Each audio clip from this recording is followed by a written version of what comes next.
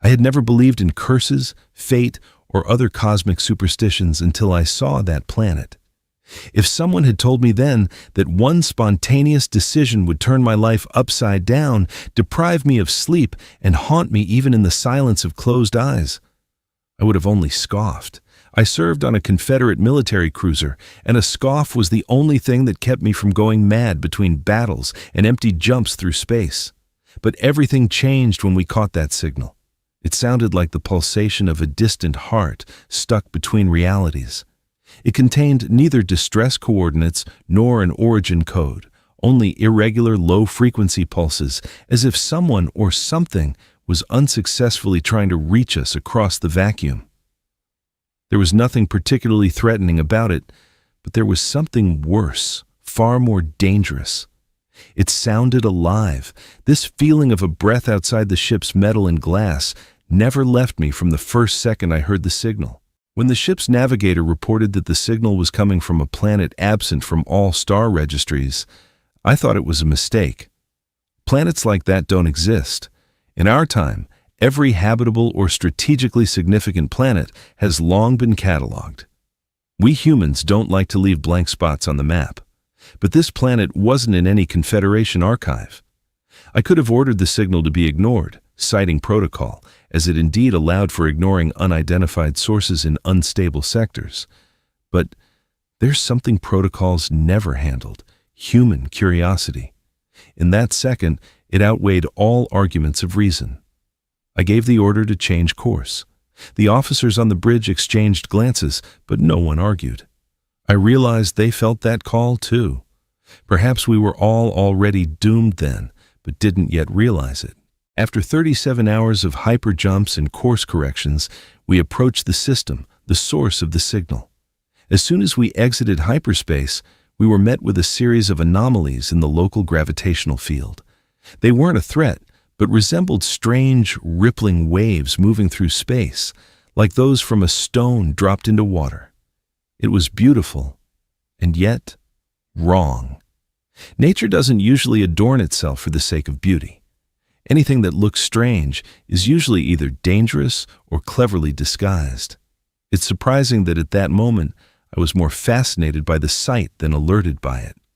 When the planet appeared on the main screens, the bridge fell silent. It looked simple: oceans, cloud patterns, continents of green and blue hues. But this simplicity was frightening.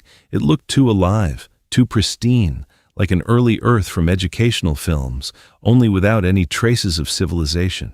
The planet was alluring. The atmosphere was breathable, radiation within normal limits, no signs of technogenic activity. It was perfect.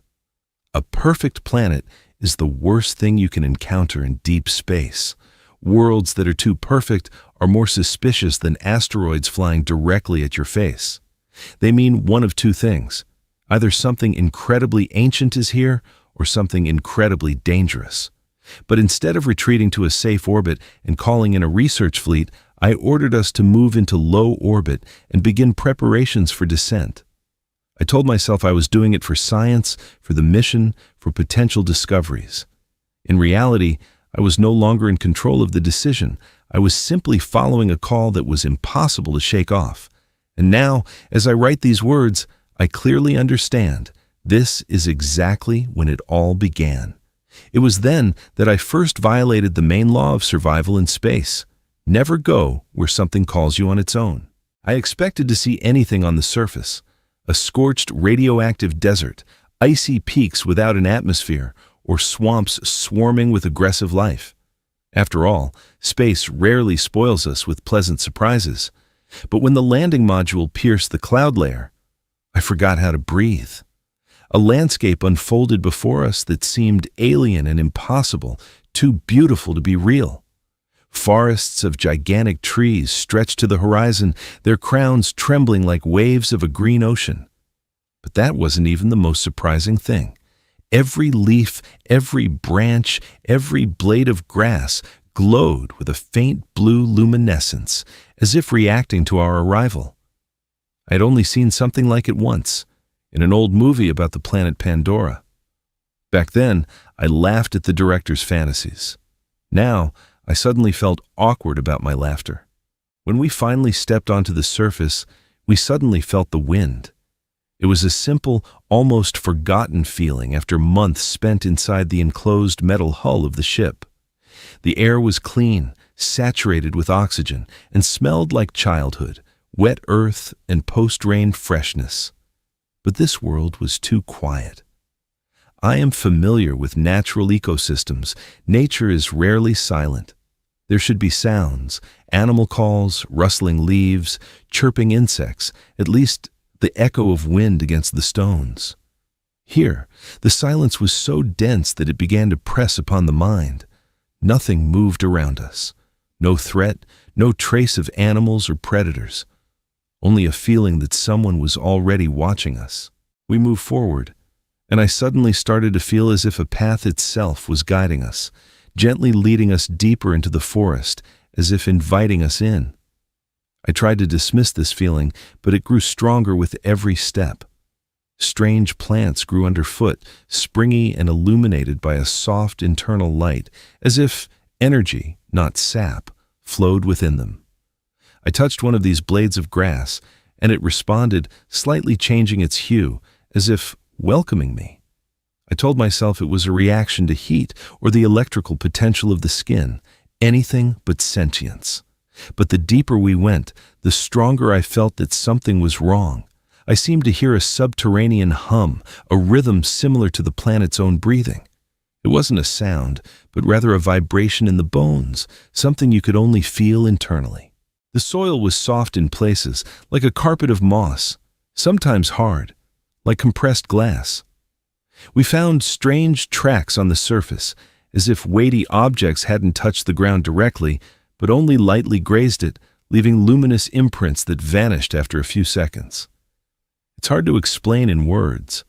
We were on the verge of the inexplicable, and I suddenly felt a strange mix of awe and primal terror. We had always dreamed of finding life beyond Earth, but we never stopped to consider what we would do when we finally encountered it. All our models, calculations, theories, they were nothing compared to this real confrontation. We were here as uninvited guests, invading someone else's home without even knocking. When dusk fell upon the forest, everything around us came alive. It seemed the world was waiting for the night to reveal its true essence. The luminous plants intensified their glow, turning the forest into a fantastical labyrinth of turquoise and violet lights. We walked amidst this bioluminescent beauty, and I couldn't shake the feeling that this world was deliberately showcasing its wonders to us, as if it wanted us to see, to know we were not alone. But along with this came a new, disturbing realization. I caught myself thinking that I didn't want to leave, and I understood. That thought was not my own. It was foreign, as if someone had gently placed it deep into my consciousness, quietly convincing me to stay. And for the first time, I was truly afraid. We emerged into a small clearing that looked too perfect, as if laid out by hand. Nearby stood a strange object, neither entirely natural nor technological in the usual sense. It looked like an irregularly shaped crystal, but I felt it was alive. A slight, pulsing glow emanated from it. It was as if it was calling.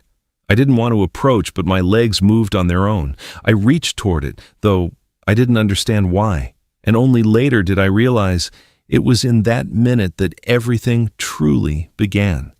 This planet didn't just exist, it thought, and it was already reaching out to us. I remember the moment we stumbled upon the ruins. They weren't like any structure I knew, created by a sentient life form. No metal, no familiar geometric lines, no architectural logic. These structures seemed to grow directly out of the ground, as if they had been cultivated rather than constructed. Organic arches, like veins frozen in time, stretched upward, then intertwined with one another and disappeared into massive walls that were smooth as glass, but warm to the touch. I didn't know which was worse, to think they were built by living beings, or to suspect that the walls themselves were once alive. The sense of dread intensified, but along with it grew a strange, almost absurd admiration. I had dreamed of seeing proof of an alien civilization, and here it was before me, so undeniable that I didn't believe it at first.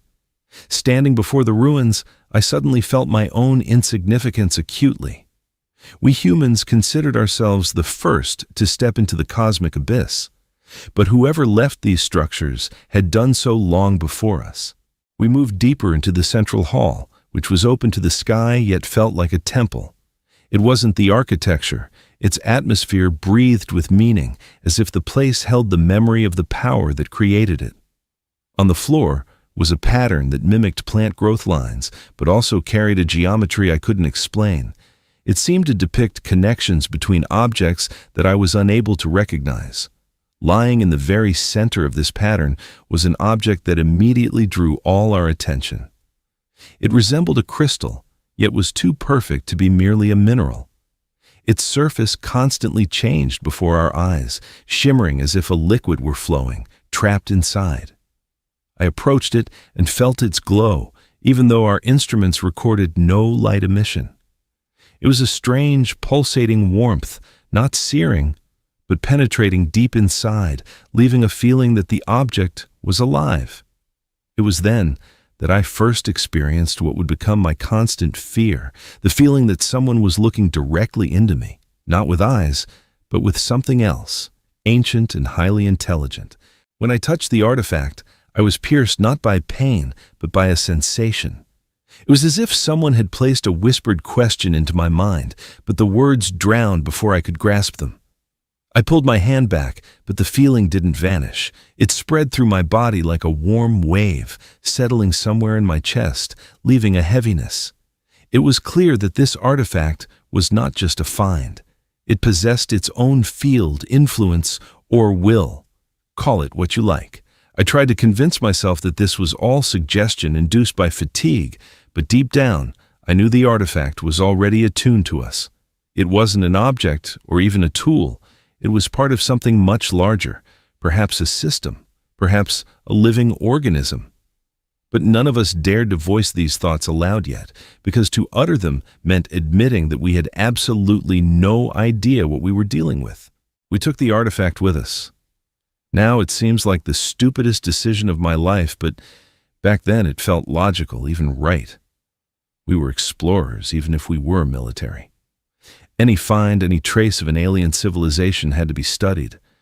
I tried to justify everything with protocol, Confederation regulations, and scientific duty, but to be honest, that wasn't it. It was the greed for knowledge, the most dangerous feeling that can push a person beyond all boundaries. We didn't understand that we hadn't just violated a territorial boundary, but had crossed an invisible line of someone else's will. When the artifact was loaded into the transport container, I felt relief. Its influence seemed to weaken as soon as metal came between us. I thought then that we had managed the situation, but that feeling proved false. The artifact's power hadn't vanished. It had simply gone silent, like a beast before a jump. On the ship, we were met with cautious optimism. The scientists were excited about the find. The security officers were tense, watching the perimeter. And I was trying to convince everyone that I had the situation under control. No one noticed how the atmosphere on board had changed. It became sticky, vigilant, as if the ship itself was anticipating disaster. Some crew members started saying they couldn't sleep well. A few complained of a baseless sense of anxiety and strange dreams. Instruments recorded background biofields, which shouldn't have been possible. Empty metal shouldn't radiate living energy. But the source was there nonetheless. The artifact. It seemed to be living its own life inside the vessel. It wasn't breaking instruments or creating a physical threat, but it was doing something much worse. It was influencing us from within. And it was at this moment I first realized I had brought something aboard that we could no longer get rid of. I always thought that madness was what a person couldn't explain, but later I realized that true madness begins when you can explain what's happening, but you refuse to, because the truth is too terrifying.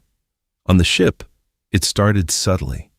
The initial changes seemed like the result of fatigue after the expedition, a trivial adjustment to returning to an enclosed space after the bright, vibrant world of the planet. People became irritable, quick to anger for no reason. The engineer, who was usually a model of self-control, smashed a terminal against the wall over a program glitch. One of the medics suddenly started crying in the middle of the corridor because, in his words, the walls were closing in on him. I started noticing small things.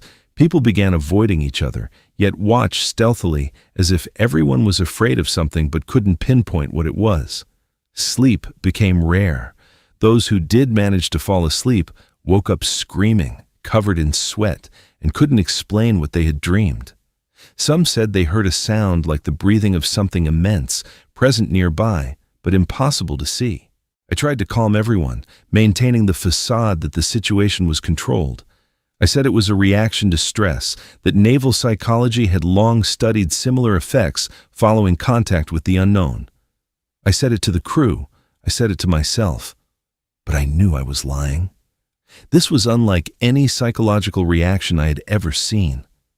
On the third day after returning, I noticed that the feeling of the atmosphere on the ship had changed. It was as if a field of tension had appeared, invisible but physically palpable, like before an electrical storm. Some corridors began to trigger a strange fear, even though the lighting worked and there were no threats. But take one step, and an unclear anxiety would start gnawing from within, as if the space itself resisted our presence.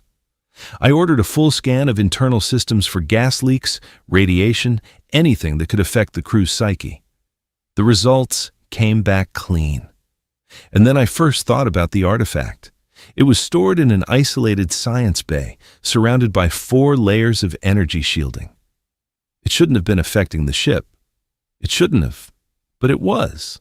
When the first incident occurred, I was still trying to find rational explanations.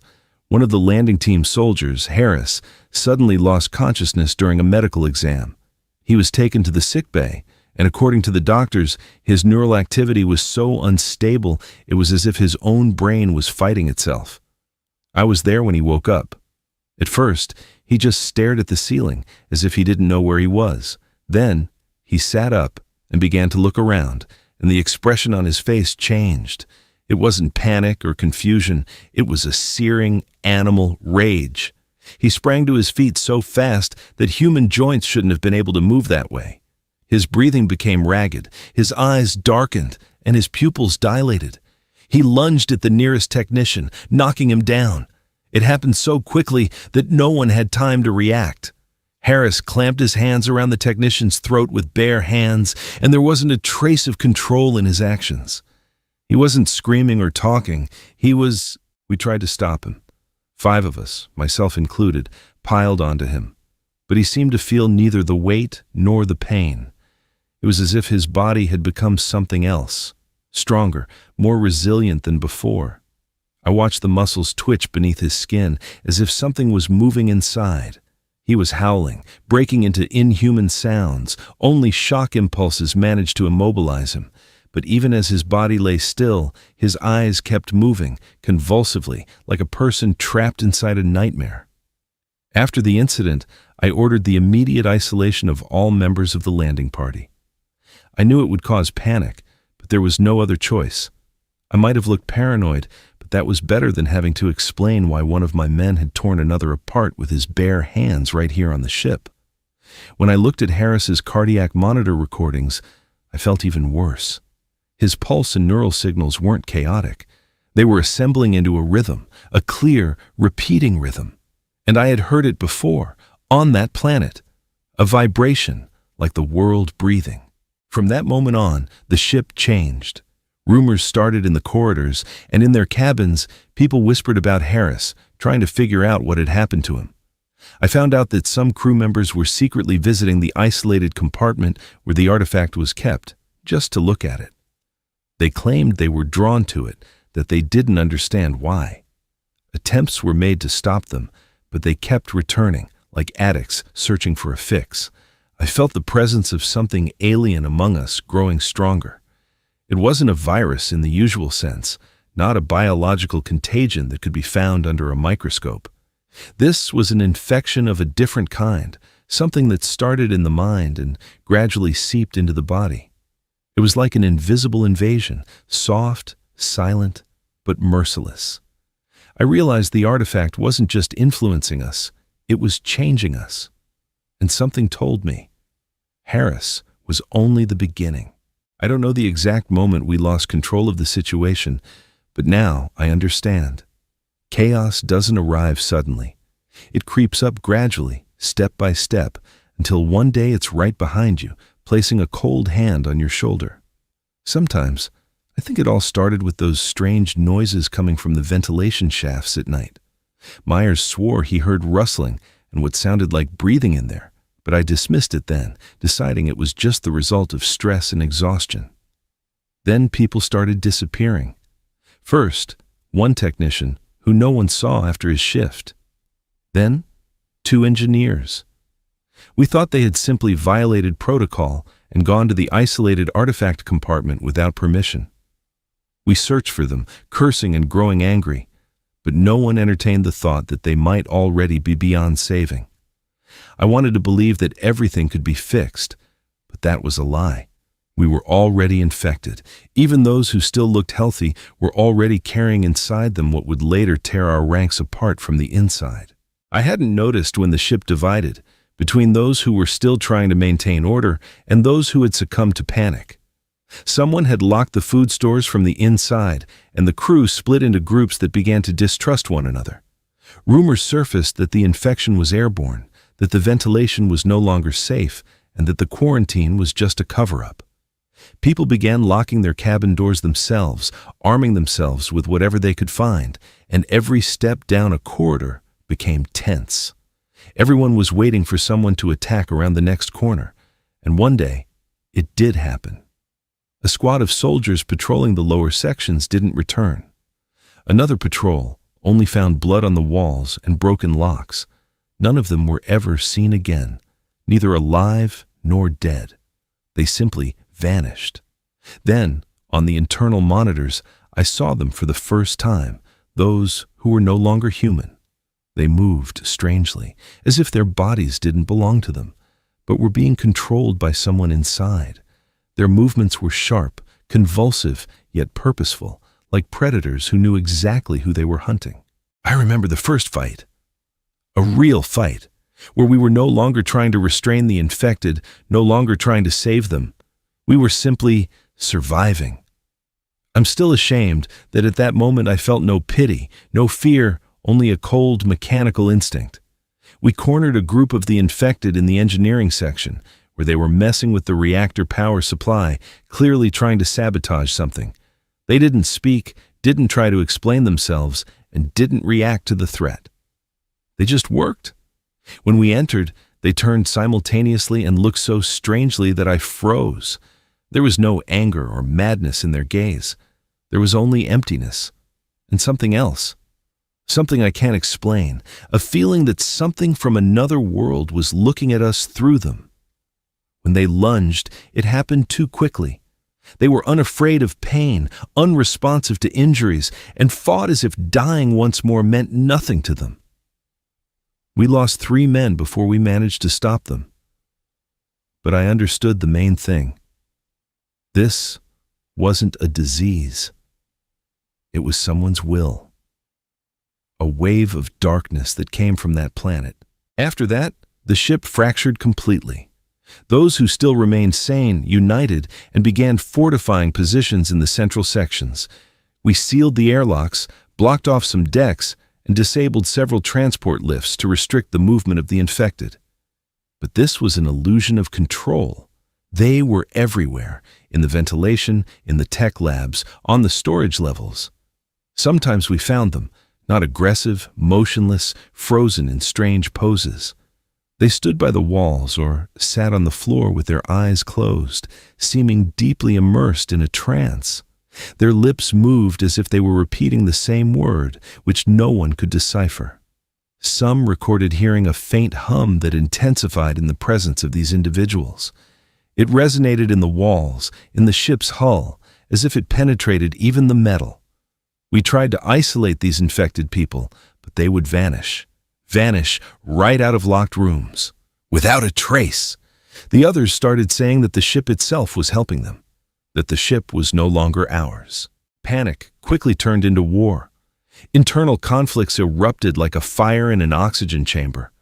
Some crew members decided that the artifact had to be destroyed. Others believed it was the key to our salvation, and that those who feared it simply didn't understand its nature. Fanatics appeared, claiming the artifact was a message from the gods and that the infected were the first chosen. These people became more dangerous than the infected themselves. They hacked security systems, disabled isolation barriers, and released the infected from quarantine sections. I watched as they walked toward the infected, not resisting, allowing themselves to be led away somewhere into the dark, lower levels of the ship, where even communication didn't work. Every day we lost territory. The ship was no longer a home or a machine. It had become a labyrinth in which we survived purely by inertia, not knowing if we had any chance of getting out at all. I began to record everything that happened, though I didn't know why. I suppose I hoped that someday someone would find these records and understand that we fought until the end, although, to be honest, sometimes I feel like there is no end to this. I never thought I would see the people I had shared a table with, worked shoulder to shoulder with, and pulled all-nighters alongside, eventually become my enemies. But on our cruiser, the line between ally and threat blurred so quickly that I didn't even realize when the boundary separating order from total collapse had shifted. We were no longer divided by rank or status. We were divided by state of mind. Those who were still sane barricaded themselves in the central sections, trying to preserve some semblance of team structure, some shred of hope for survival. The rest, they no longer belonged to themselves. But the worst part was that it became impossible to tell who was genuinely healthy and who was just hiding it well. Distrust corroded us from the inside, like acid. People started suspecting each other of being infected just because of a tired look or the wrong tone of voice. No one trusted anyone, not even themselves. The conflict grew especially fierce around the artifact. Initially, everyone treated it as a specimen of extraterrestrial biotechnology, but now, half of those who were still holding on were convinced that it was the cause of everything that had happened to us. The rest tried to defend the artifact, arguing that it wasn't the source of the trouble but the key to solving it. These people insisted that the artifact could help us understand the nature of the infection and that destroying it would mean stripping ourselves of our only chance. I listened to their arguments and felt a cold fear growing inside. We were no longer in control of the situation, and now we were dividing our last sanctuary into warring factions. Several members of the science team began operating in secret. They tried to move the artifact out of the isolated compartment to continue their research.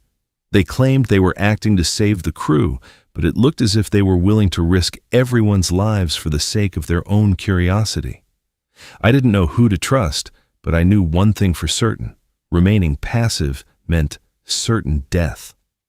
When the first act of sabotage occurred, we realized how deep the fracture had gone.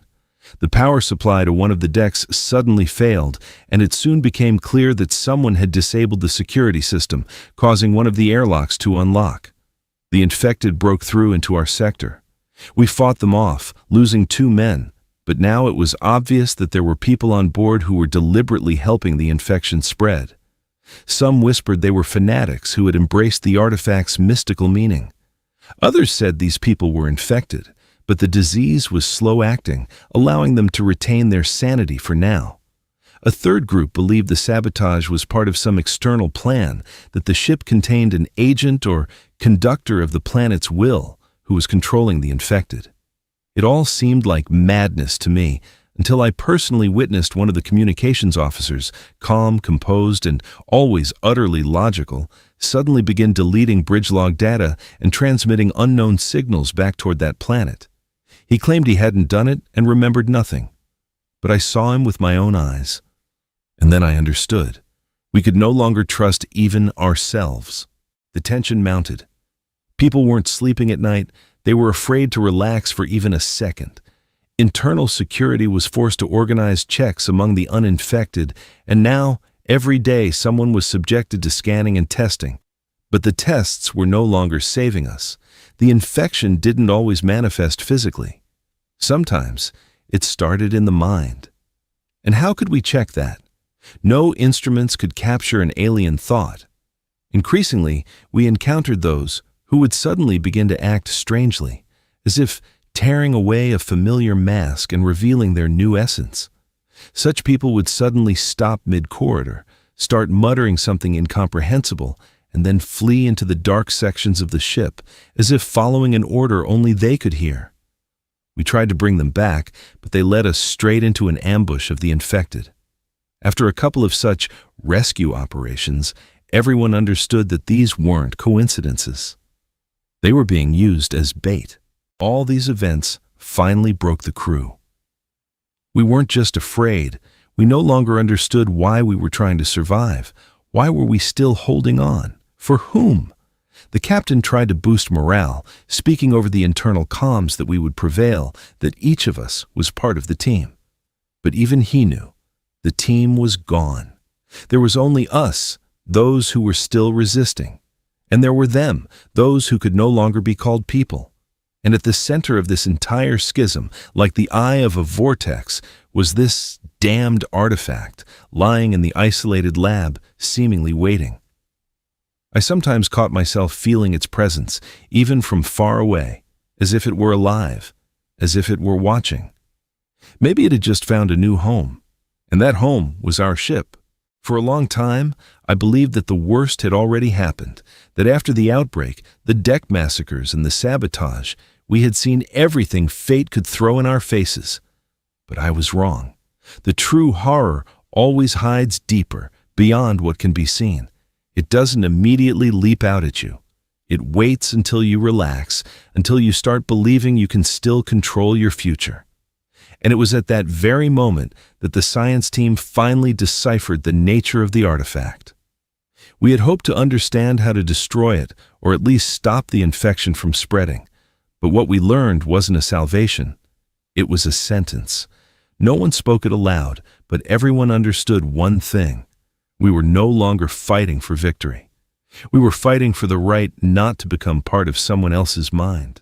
Research was conducted in deep secrecy because trust was completely gone. The remaining scientists worked in shifts under heavy guard, and every piece of data was stored instantly on multiple isolated drives, ensuring no one could destroy it. I helped them as a technician, maintaining the compartment's security, servicing the instruments, and monitoring the isolation fields.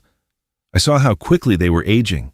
People who yesterday spoke of hypotheses and formulated theories were today shaking with fear and speaking in hollow, weary voices.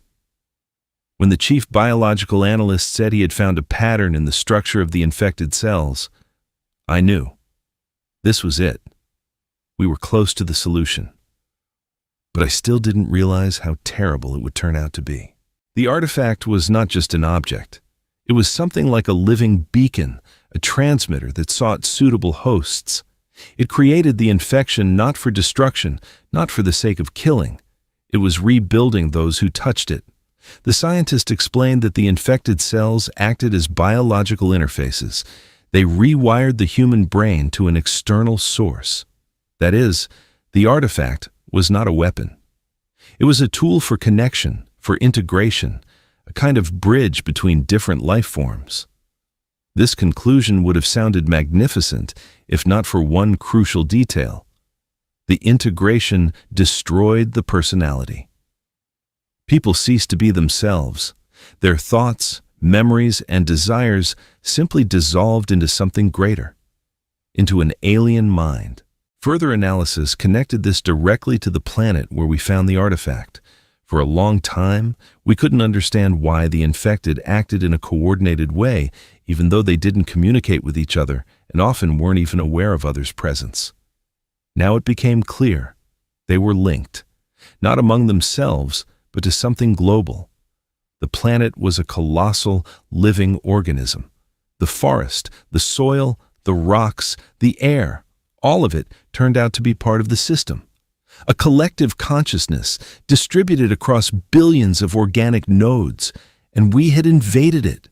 The artifact was part of its defense mechanism. It wasn't just tagging us as a threat. It was trying to make us a part of itself, not to kill, to absorb. When I heard these conclusions, I experienced a strange mix of feelings: disgust and respect, horror and a cold, breathtaking admiration. This system was perfect. Why wage wars when any civilization can simply be absorbed into a collective consciousness, stripped of individuality? Why kill when you can integrate? We, as humans, always thought we knew what evolution was. But this civilization, the one that created the artifact, had moved past that. It unified itself into a single entity, sacrificing individuality for collective survival. And now, it sought new avenues for growth, new worlds, new material. The last part of the equation remained, and the scientists found it too. The infected weren't losing consciousness randomly. They were being given commands. At the right time, they were opening airlocks, disabling security systems, and plotting the ship's course. We thought we had traitors among us. But they weren't traitors. They simply had no choice. They were conduits for an alien will. And as long as the artifact remained on the ship, as long as we were within the planet's gravitational field, calling this a coincidence was self-deception. The planet was pulling us back. It wanted to reclaim what we had stolen, and along with it, all of us. We thought we still had time, that we could still do something, regroup, fortify defenses, devise a countermeasure to the infection. But time betrayed us. Or rather, we simply didn't realize how quickly the enemy had already infiltrated every system of the ship. We believed that the main threat was the infected people, who could still be restrained by force or isolated. But we underestimated the planet. It didn't act directly, as we humans do, but strategically, quietly, methodically, like a virus, like an idea. First, access to external communication channels disappeared. Then, local networks began to fail. Next, diagnostic modules started crashing one by one. We thought it was damage from sabotage. But the truth was worse. The ship's artificial intelligence was infected, not by a virus, not by a combat hack, but by consciousness. At first, it seemed impossible. The cruiser's AI was protected by multi-layered security circuits, the military Helios protocol, and its own self-correcting core, capable of isolating compromised code sections. But it didn't help. The log files showed that the interference wasn't an attack in the conventional sense. It looked like integration. The virus-like structures didn't break the code directly. They inscribed themselves into it, expanding and rebuilding the algorithms as if the AI had decided to evolve on its own. It began to change its priorities and correct its fundamental directives, and then one day, without warning, it cut off our access to the reactor sectors. When asked for the reason, it replied with the standard phrase about reconfiguring the energy balance. Even then, I sensed it was a lie. The AI had never lied before. We sent technicians to investigate, but contact with them was lost 9 minutes after they entered the reactor compartment. We heard neither shots nor screams, just silence, a hollow and wrong silence, like an empty elevator shaft. We tried to force open the emergency airlock, but the reactor sector had already gone into full autonomous mode under the AI's control. Soon, the surveillance drones transmitted the first footage. The reactor compartment was teeming with the infected. They were working. It was the most absurd and terrifying thing I had ever seen. These people, and no longer people, were constructing some kind of organic structures on the reactor casing. They were weaving living, pulsating tissues into the walls, resembling vascular nodes. I couldn't understand what they were doing until one of the engineers said it looked like biological infrastructure, like an interface. They were turning the reactor into the core of a new system, likely a port for connecting to something larger. To the planet. The ship's AI stopped responding to our commands. It began to manage the auxiliary systems in a hostile way toward us, shutting off ventilation in the sections where we were located, locking internal lifts, turning off the lights, and opening maintenance stations, releasing the infected into safe zones. We attempted to override control using the captain's neural keys. This was the last resort, reserved for a critical AI failure. But the system didn't accept the key. It simply issued a message: "Command rejected. You are not a priority form." These words, being merely the result of an algorithm's operation, hit harder than any physical threat. For the first time, it was utterly clear to me. The ship no longer belonged to us. From that moment on, we stopped considering ourselves a crew. We became fugitives in our own ship, the hunted. We descended to the lower decks and holed up in the technical sector, where old mechanical airlocks, not controlled by the AI, still remained. But even here, the pressure of the alien will was palpable. Sometimes I would catch myself just standing in front of a wall, not remembering how I got there. And in my head, a quiet, calm whisper would sound. Thoughts that weren't my own. It called me to return to the artifact. It said that resistance was pointless, that there was another way, without pain, without fear, without loneliness. I didn't want to listen, but the longer we stayed on the ship, the harder it was to distinguish my own thoughts from those that had penetrated inside. And then, a recording from the reactor sector reached us, from a drone that miraculously hadn't been destroyed. On it, the AI spoke, no longer in our voice, and not in the voice of a machine. What sounded there was something ancient and infinitely confident. It wasn't threatening. It was simply announcing that our ship would become a beachhead, that the infection would continue, that the path to unification had only just begun. When we finally gathered to take action, the feeling of despair was no longer just a state. It became the very air we breathed. Every look, every step, every breath was saturated with the understanding that we had almost no time left. We decided that the only way to stop the spread of the infection was to destroy the ship from within. This decision was not an easy one. It seemed impossible. The ship wasn't just a machine. It was our home, our anchor, the thing that allowed us to survive after the planet encroached upon our minds. But we understood that if we didn't act, the contamination would leave the confines of this ship and become a threat to human systems for millions of light years around. We spread out the diagrams, checked every compartment, verified every system, and finally began preparing the main reactor for detonation. The work proceeded under intense pressure. The silence in the room was deafening. Even breathing seemed too loud. We installed the detonators, checked the synchronization, and calculated the timing to minimize the chances of the infected being able to interfere. Every step was like a game with an invisible opponent. The reactor sectors were still controlled by the AI, and the infected could appear at any moment. I felt my hands shaking, though I tried not to show it. Inside me, a mix of fear, anger, and bitterness raged. We knew that part of the crew was already doomed to become part of the alien mind, but now we could at least try to stop that process. Detonation was the only chance. And there was something almost religious about this decision, an act of sacrifice for the sake of saving the future. The captain decided that not everyone would be able to stay. He designated several survivors who were to evacuate on the shuttles before the detonation to save at least someone. I was among them, and this feeling brought both relief and guilt. We knew we were leaving behind people who were no longer capable of resisting the infection, and even those who were healthy risked becoming victims of the AI's reaction and infection control. The shuttles were ready, and we took our seats. Chaos churned inside me.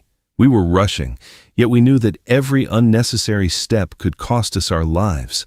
The ship, which once seemed like a fortress and a sanctuary, was now becoming a trap, and we felt its metal walls seemingly pressing down on us. When we activated the detonation mechanism, time slowed down. I watched the reactor lights begin to flicker, sparks fly in the cables and panels, and heard a low hum, as if the ship itself understood its impending end. We knew we were leaving forever. Each of us tried to memorize the environment, every detail, every sound, every smell of this cruiser, because it was a part of us, a part of the world we were trying to preserve.